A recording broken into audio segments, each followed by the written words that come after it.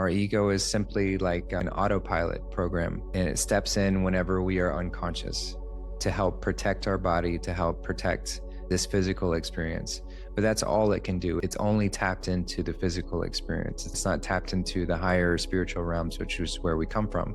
So when we are unconscious, then this ego is largely in control. And the ego, it fears change. It fears risk in general, and change always has some inherent risk to it. So if we're allowing our ego to be in control, then we're always going to fall into fear of change, fear of that risk. So for most people, because society has conditioned us to always be residing in this sort of fearful egoic state, most people have never even experienced anything other than that. They have fallen so far into the identity of the ego that they resist change at every step and turn because the ego is commanding their experience.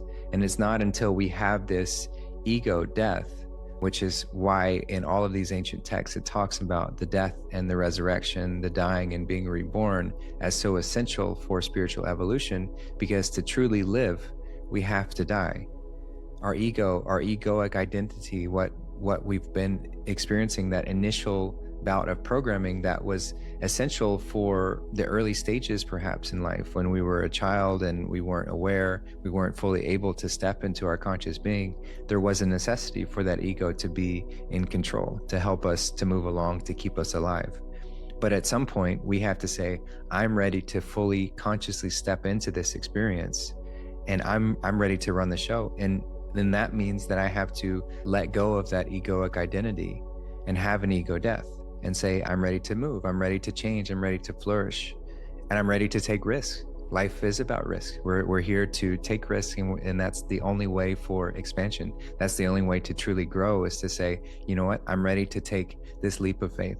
That's why that's such a profound statement, this whole idea of surrender, surrendering to the divine, surrendering to that highest will that's always guiding us.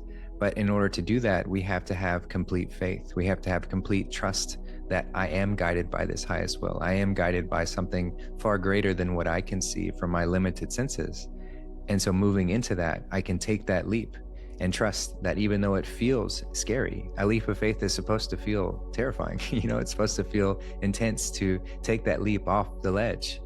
But I know if I have that trust, if I wear that full armor of God, if I'm trusting in all moments, then I know that God has me. I know that this goodness, this innate foundation of unconditional love has me. So I don't have anything to fear except for fear itself. So going through that whole process, it really gets us to reevaluate that, okay, I was conditioned to identify with this egoic construct, and that ego is only going to exist in this form of stagnation and unwillingness to embrace change. And that's where I can recalibrate and reshift and start to embrace change, start to be excited for change, start to recognize that change, these shiftings, these movings, these winds of the universe, the winds in my sail are the things that move me along and propel me forward and get me to grow into an ever expansive way.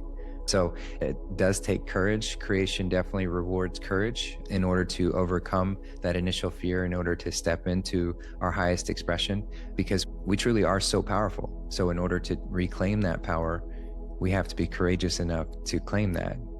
Creation's not going to have a sort of weak and fearful aspect step into its full power. We have to say, you know what, I'm ready to declare myself. I'm ready to step into this fully.